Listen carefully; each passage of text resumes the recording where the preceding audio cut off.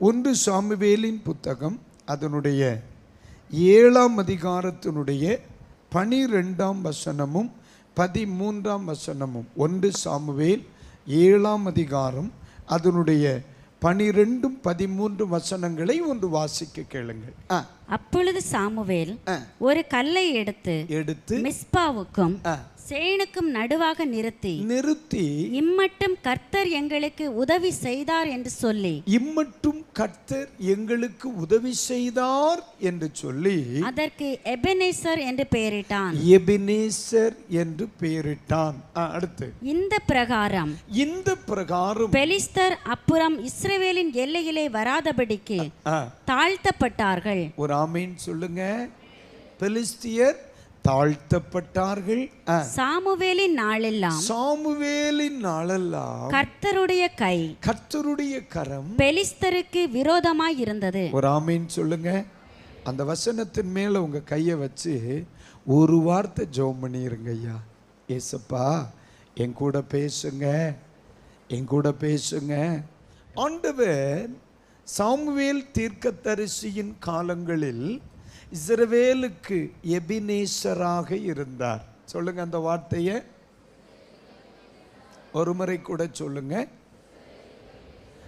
இந்த இடத்தில் நான் கவனித்த பொழுது அந்த ஜனங்களுக்கு அவர் எபினேசராக இருந்தபடியினால் வேதம் சொல்லுகிறது பெலிஸ்தியர்கள் இஸ்ரவேலுக்கு முன்பதாக தாழ்த்தப்பட்டார்கள்.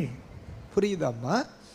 ஆண்டவர் நமக்கு எபினேசராக, கர்த்தர் நமக்கு எபினேசராக இருந்தால் தைரியமாய் நீங்கள் விசுவாசித்துக் கொள்ளுங்கள். சத்துருவுக்கு தாழ்வு உண்டாகும். என் கூட எபினேசர் இருந்தால் சத்துருவுக்கு என்ன உண்டாகுமாம்? அவர்கள் என்ன செய்தார்கள்? தாழ்த்தப்பட்டார்கள்.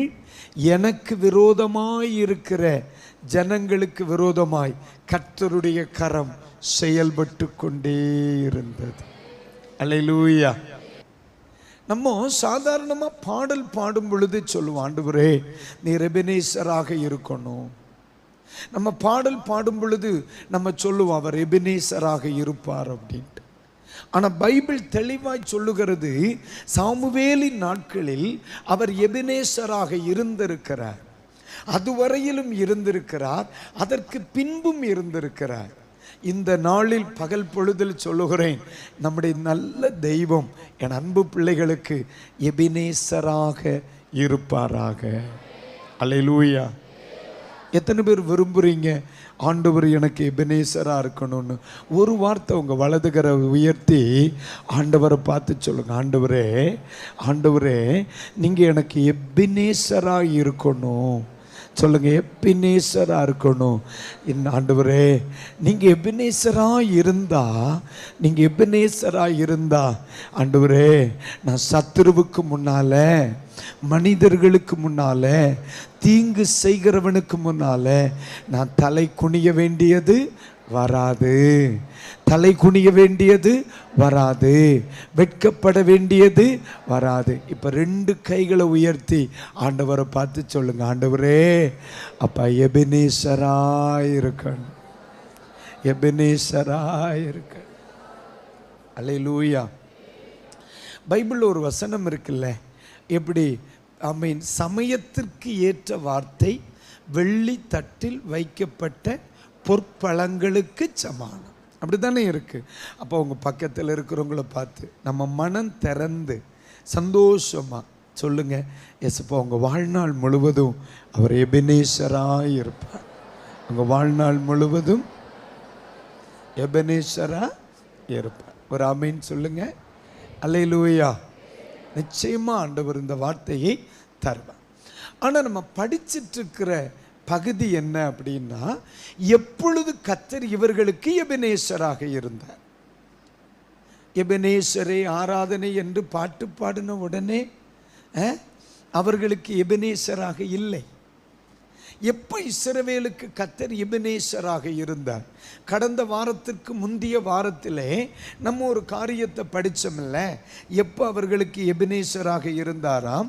அந்த 7ஆம் அதிகாரத்தில் வாசிக்கும் பொழுது ஆமென் 2ஆம் வசனத்தினுடைய கடைசி வரியை பாருங்க, கடைசி வரியை பாருங்க. பைபிள் சொல்லுது, கர்த்தரை நினைத்து புலம்பிக் கொண்டிருந்தார்கள் அப்படின்னு இருக்கு. ஏன் தெரியுமா? இந்த காலத்தில் தேவ மகிமை இவங்களை விட்டு போயிட்டு, தேவ கிருபை இவங்களை விட்டு போயிட்டு. ஆனால் போனா போட்டு உலகத்தான வாழலான்னு நினைக்காம தேவனுக்கு அடுத்த ஆர்வம், ரட்சிப்பிற்கு அடுத்த ஆர்வம், தெய்வீகத்திற்கு அடுத்த ஆர்வம், தேவனை நினைத்து என்ன செய்தார்களா? சொல்லுங்க அந்த வார்த்தையை. இன்னைக்கு நிறைய பேருடைய புலம்புதல் என்ன? படிப்பை நினைச்சு புலம்புதல், வேலையை நினைச்சு புலம்புதல், பொருளாதாரத்தை நினைத்து புலம்புதல், குடும்பத்தை நினைத்து புலம்புதல். ஆனால் இவர்களுடைய புலம்புதல் என்ன? ஆண்டவர் என் கூட இருக்கணுமே, என் பிள்ளைகளோட தெய்வம் இருக்கணுமே, என் பிள்ளைகளை தெய்வம் நடத்தணுமே, என் குடும்பத்துக்கு தெய்வம் நல்லவராக இருக்கணுமே, என் தெய்வம் என்னை விட்டு விலகிவிடக்கூடாதே, மரிக்கிற காலம் வரைக்கும் தெய்வத்துக்காக நான் வாழணுமே. இந்த புலம்புதல் இருந்துச்சா? இன்னைக்கு மக்களை ஒன்று நீங்கள் கவனித்து பாருங்க. உங்கள் ஜெப குறிப்பில் அநேகர் இன்னைக்கு கவனிச்சிங்கன்னா 90% ஜெப குறிப்பும் அது வேணும், இது வேணும், இது வேணும், அது தேவை, இது தேவை, அப்படித்தான் இருக்கு. ஏதோ ஒரு 5% என்ன இருக்குது? ஆவிக்குரிய காரியங்கள் இருக்கு. ஆனால் யாருக்கு கர்த்தர் எபெனேசரா இருக்கான் தெரியுமா? இந்த உலகத்தின் தேவையை விட ஆண்டவரே உங்களுக்கு தேவையாக இருப்பார் என்று சொன்னால் அவர் உங்களுக்கு எபெனேசராக இருப்பார். அல்லேலூயா. நான் ஒரு முறை உங்களுக்கு சமீப நாட்களில் சொல்லி கொடுத்தேன், ஆண்டவருக்கு கையில் நிறைய பொக்கிஷங்கள் இருக்கு. நம்ம ஆண்டவரிடத்தில் போய் சொல்கிறோம், எனக்கு இது கொடுங்க, இது கொடுங்க, இது கொடுங்க அப்படின்னு சொல்கிறோம். ஆண்டவரும் கொடுத்துட்றார். அதே நேரத்தில் இன்னொருத்தர் வரார், அவருக்கு கையில் நிறைய, இப்போ பாஸ்டர் ஒரு தடவை கூட யூஸ் பண்ணிக்கிறேன், இப்போ பாஸ்டர் கையில் இது ஆண்டவர்னு வைங்களேன், வாங்க வாங்க, அவர் தெளிவாக இருக்கார். அப்போ பாருங்கள், இவர் ஆண்டவர்னு வச்சுருங்களேன். கொஞ்சம் நேரத்துக்கு பார்த்தாலும் அப்படி தான், கருப்பாக இருந்தாலும் அழகாக இருக்கார்ல, கர்த்தருக்கு ஸ்தோத்திரம். ரைட். இப்போ இவர் கையில் இது ஆண்டவர். இப்போ நம்ம ஆலயத்துக்கு போகிறோம் இல்லை, ஆலயத்துக்கு போகிறோம். வெள்ளிக்கிழமை போய் எனக்கு ரொம்ப முடியாமல் இருக்குது, இடுப்பு வலி, எனக்கு கொஞ்சம் சுகத்தை தாருங்கன்னு வாங்கிட்டு வந்தாச்சு. இப்போது சுகம் வந்துருச்சு. ஞாயிற்றுக்கிழமை எங்கே போகிறோம்? ஞாயிற்றுக்கிழமை போகிறோம். எனக்கு ரொம்ப கஷ்டமாக இருக்குது, இந்த வாரத்தில் லோனு வேறு கட்டணும், ஒரு 10,000 ரூபாய் எது வழியாவது ஒன்று செய்திங்கன்னா ரொம்ப சௌரியமாக இருக்குன்னு சொன்னோடனே ஞாயிற்றுக்கிழமை என்ன செய்தாச்சு? ஆமீன், ஆமாம், வாங்கிட்டு வந்தாச்சா? ரைட். இப்போ மறுபடியும் புதன்கிழமை ராத்திரி கூட்டத்துக்கு போகிறேன். நான் போகும்பொழுது வாங்கிறதுக்கு தானே போகிறேன், இல்லையா? வாங்கிறது போகிறேன். இப்போ புதன்கிழமை போய், ஆண்டவரே பிள்ளைக்கு ஃபீஸ் கட்டணும், அப்பா கரண்ட் பணம் வேற கட்ட வேண்டியிருக்கு, ஏதாவது வாய்ப்பு இருக்கா? வாங்கிட்டு வரேன். நீங்கள் நல்லா கவனிங்க, யாருக்கு கர்த்தர் எபெனேசராக இருப்பார்? வெள்ளிக்கிழமை ஃபாஸ்டிங் ப்ரேயர் வார், வெள்ளிக்கிழமை ஃபாஸ்டிங் ப்ரேயர் வார்.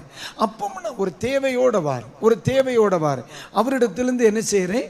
வாங்கிக்கிட்டே இருக்கேன். ஆனால் நம்முடைய ஆண்டவரிடத்தில் நன்மை குறைவதே இல்லை, தந்துட்டே இருக்கார். நான் சொல்லது புரியுதா இல்லையா? அதான் தந்துட்டே இருக்கார். ஆனால் உங்களுக்கு அவர் இது எனக்கு உதவி செய்கிறவராக இருக்கிறார், எனக்கு ஒத்தாசை பண்ணுறவராக இருக்கார், என் கஷ்டத்தை மாத்துறவராக இருக்கார். அது நல்லதுதான். ஆனால் அவர் எபெனேசராக இருக்கணும்னா இதல்ல பட்டேன். என்ன செய்யணும்? அவர் கையில் எல்லாம் இருக்கு, அவர் கையில் எல்லாமே இருக்கு. உங்களுக்கு 1000 தேவைகள் இருக்கு. பணம் தேவை இருக்கு, பொருள் தேவை இருக்கு, சொத்து தேவை இருக்கு, சுகம் தேவை இருக்கு. ஆனால் அவரிடத்தில் இருப்பதல்ல உங்கள் தேவை. நம்முடைய மிகப்பெரிய தேவை, நம்ம ஞாயிற்றுக்கிழமை சர்ச்சுக்கு வரோம், அவரிடத்தில் எல்லாமே இருக்கு. அதான் அந்த ஜனங்கள் செய்தாங்க, கர்த்தரை நினைத்து புலம்பினார்கள். ஆண்டவரே, உம்மிடத்தில் இருப்பதல்ல என் தேவை, என் வாழ்க்கையில் நீர் இருப்பது தான் என் தேவை. அல்லேலூயா. இவங்களுக்கு தான் பிரதர் அவர் எபெனேசரா இருப்பார். நான் வெள்ளிக்கிழமை போறேன், சுகத்தை வாங்கிட்டு வாரேன். ஞாயிற்றுக்கிழமை போறேன், உதவியை வாங்கிட்டு வாரேன். செவ்வாய்க்கிழமை மறுபடியும் போறேன், உதவியை வாங்கிட்டு வாரேன். மரிக்கிறது வரைக்கும் அவர் எனக்கு தேவைகளை சந்திக்கிற ஒருவராக இருக்கிறார். ஆனா எப்பொழுது அவர் என் தேவையாய் மாறுவாரோ, ஆமென், அவர் என் தேவையை சந்திக்கிறவராய் அல்ல, அவர்தான் இனி என் தேவை. நீர் என் வாழ்க்கையில வாங்கப்பா, உங்க கிருபை என் குடும்பத்தில் இருக்கட்டும், நீர் தான் எங்க வீட்டுக்கு வேணும், என் வாழ்க்கைக்கு நீர் தான் வேணும். அவரிடத்தில் இருப்பதல்ல உங்கள் தேவை, அவரே உங்களுக்கு தேவையாக இருந்தால் அவர் உங்களுக்கு எபெனேசராக இருப்பார். அல்லேலூயா. ஒருவேளை இந்த பேட்டர்ன்ல நீங்க இருந்தா உங்களை மாத்திக்குங்க, இவங்களை மாத்திக்குங்க. ஏன்னா வெள்ளிக்கிழமை ஒரு சர்ச், சனிக்கிழமை ஒரு சர்ச், ஞாயிற்றுக்கிழமை ஒரு சர்ச், அடுத்த புதன்கிழமை ஒரு சர்ச், சனிக்கிழமை ஒரு இடம், 2ஆம் சனிக்கிழமை, இப்படி ஓடி ஓடி இடுப்பெலும்பு தேவையில்லாம நம்ம வழங்க மாட்டோம். அதனால தான் நான் உங்களுக்கு தெளிவா சொல்றேன், அவரிடத்தில் உள்ளதை அல்ல, அவரே நம்முடைய தேவையாயிருக்கணும். இன்னைக்கு பகல் வேளை யாருக்கு அவர் எபெனேசரா இருப்பார்? பிள்ளைகள் நல்லா புரிஞ்சுக்கிடணும். நிறைய பேர் இந்த தப்பை பண்றாங்க, நம்ம அதை செய்யக்கூடாது. நிறைய பேர் இந்த தப்பை பண்றாங்க, நம்ம இந்த தப்பை செய்யக்கூடாது. நம்முடைய தேவை என்ன தெரியுமா? நீரே என் தேவை ஆண்டவரே. ஜெயிச்சது யார் தெரியுமா? இந்த பேட்டர்னை தன் வாழ்க்கையில பயன்படுத்தினவன் தான். ஆமா ஐயா, இன்றைக்கு பகல் வேளை இந்த ஆராதனையில் இருக்கிறீங்க மக்களை, நீ என்ன தேவையோடு வந்தாலும் சரி, நீ கடையில் இருக்கிறத தேட வந்திருக்க, ஆவியானவர் சொல்றார், கடையை தாரம்டா கொண்டு போன்னு. நீங்க கடையில் இருக்கிறத தேட வந்திருக்கிறீங்க. இங்க ஆவியானவர் சொல்லுகிற, கடையில் இருக்கிறத தேடாத, நீ கடையே கொண்டு போ. அல்லேலூயா. இன்னைக்கு கிறிஸ்தவனா இருந்தும் கிறிஸ்துவ நேசிக்காம நிறைய பேர் இருக்காங்க. என் பிள்ளைகள் அப்படி இருக்கக்கூடாதுயா, இருக்கக்கூடாது. உனக்கு இந்த உலகம் அல்ல தேவை, இந்த உலகத்தை உண்டாக்கினவர் தான் தேவை. ஆமா, நீ அதை மட்டும் செய். உன் வாழ்க்கையை உன்னாலேயே நம்ப முடியாது, உன்னாலேயே நம்ப முடியாது. உனக்கு ஆண்டவர்கிட்ட இருக்கிறது எல்லாம் வேணும், ஆண்டவர் மட்டும் வேணாம். சரிதானே? நிறைய பேர் அப்படித்தான் ஐயா இருக்காங்க. ஆண்டவர்கிட்ட இருக்கிற சுகம் வேணும், சொத்து வேணும், பணம் வேணும், செல்வம் வேணும், சிறந்தது எல்லாமே வேணும், ஆண்டவர் மட்டும் வேண்டாம். ஆனா ஆண்டவர் என்ன சொல்லுகிறார்? என்னால் எல்லாமல் உங்களால் ஒன்றும் செய்ய, ஆமா, ஒன்றும் செய்ய முடியாது. கையில மைக் இருக்கு, உங்களை அடிக்கடி சொல்லுவேன்,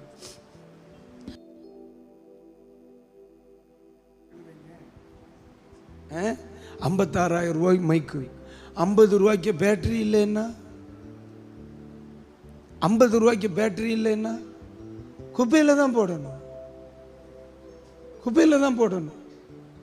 பல லட்சம் ரூபாய்க்கு சவுண்ட்ஸ், கரண்ட் இல்லைன்னா குப்பையில தான் போடணும். இப்ப தெரியுதா உன் வாழ்க்கையில எல்லாம் இருந்து ஏன் உன்னால வாழ முடியல? என்ன தெரியுதா? இப்ப தெரியுதா உனக்கு? படிப்புக்கு படிப்பு இருக்கு, அந்தஸ்துக்கு அந்தஸ்து இருக்கு, நண்பர்களுக்கு நண்பர்கள் இருக்காங்க, செல்வத்துக்கு செல்வம் எல்லாமே இருக்கு. ஆனா வாழ்க்கையில நிம்மதி மட்டும் இல்லை, வாழ்க்கையில சமாதானம் இல்லை, வாழ்க்கையில வளர்ச்சி இல்லை. ஏன் தெரியுமா? அவர் கையில இருந்தது உனக்கிட்ட இருக்கு, அவர் மட்டும் உன் கூட இல்லை. இன்னைக்கு பகல் வேளை ஆண்டவர்கிட்ட சொல்ல, ஆண்டவர் ஐம் சாரி, நான் மிஸ் பண்ணிட்டேன் உங்களை, நான் உங்களை மிஸ் பண்ணிட்டேன். உங்க கையில இருக்கிறத விரும்பினேன், என்னால உங்களை விரும்ப முடியலையேப்பா. உங்க கையில இருக்கிறத விரும்பின உங்களால உங்களை விரும்ப முடியலையே. ஆனா இன்னைக்கு பகல் வேளையில எத்தனை பேர் சொல்ல முடியும், எப்பா எனக்கு நீங்க தான் வேணும். ரட்சிக்கப்பட்டீங்கல்ல, இயேசுவுக்கா வாழ உங்களை ஒப்பு கொடுத்தீங்கல்ல, இன்னைக்கு இருக்கிற ஒரு சோதனை பாடுகளையும் பார்க்க வேணாம். கர்த்தர் உங்களை பிடிச்சுக்குவார், கைவிடாம நடத்துவார். அந்த பிரச்சனையெல்லாம் மாறும், உங்க துக்க நாட்கள் முடிந்து போகும். அவர் உங்களுக்கு எபெனேசரா இருப்பார். ஏன் நீங்க அவரை பார்த்து என்ன சொன்னீங்க? நீங்க போதும் ஆண்டவரே, நல்லவரா இருப்பாருன்னு. நல்லவரா? இனி பாகாலுக்கு பின்னால போகக்கூடாது, இனி விக்கிரக ஆராதனைக்கு போகக்கூடாது, இனி பாவம் செய்ய போகக்கூடாது. இனி ஆண்டவர் விரும்பாத எந்த காரியத்துக்கும் போகக்கூடாது. கவனமா இருக்கணும். ஆண்டவர் உங்க கூடவே இருப்பார். ஆசீர்வாதமா இருப்பீங்க.